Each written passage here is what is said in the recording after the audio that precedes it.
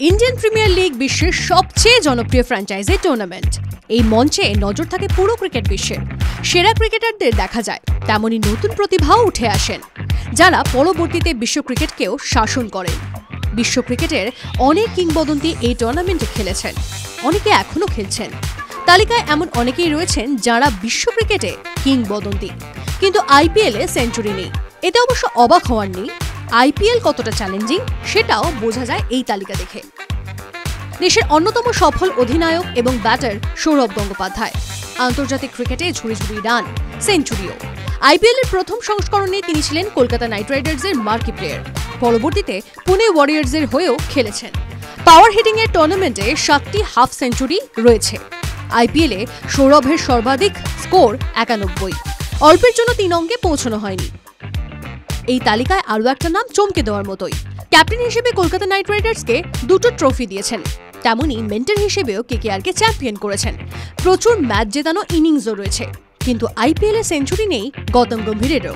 খেলেছেন 2টি ফ্র্যাঞ্চাইজির হয়ে, রয়েছে 36টি হাফ সেঞ্চুরি। আইপিএলে তাঁর সর্বাধিক স্কোর 93। ভারতের আর এক কিংবদন্তির কথা না বললেই নয়, মহেন্দ্র সিং ধোনি। আইপিএলের অন্যতম সফল অধিনায়ক। তার নেতৃত্বে 5টি ট্রফি জিতেছে চেন্নাই সুপার কিংস। তার বিধ্বংসী ব্যাটিং যে কোনো টিমের কাছেই আতঙ্ক। যদিও ধোনি মিডল ও লোয়ার অর্ডারে ব্যাট করায় সেঞ্চুরির সম্ভাবনা কমই ছিল। এ মৌসুমেও খেলছেন ধোনি। চেন্নাই ছাড়াও রাইজিং পুনে সুপার জায়ান্টসের হয়ে খেলেছেন।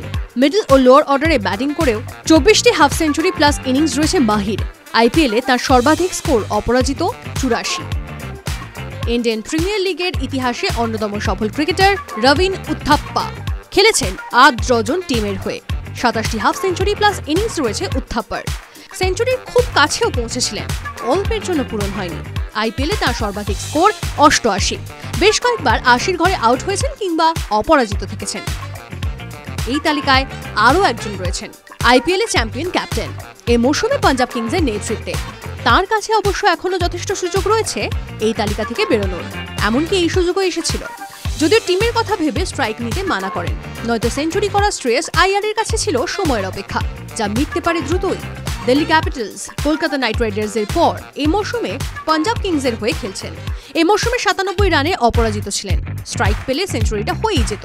অতীতে বেশ কয়েকবার 90-এর ঘরে হয় আউট হয়েছেন, নয়তো অপরাজিত থেকেছেন।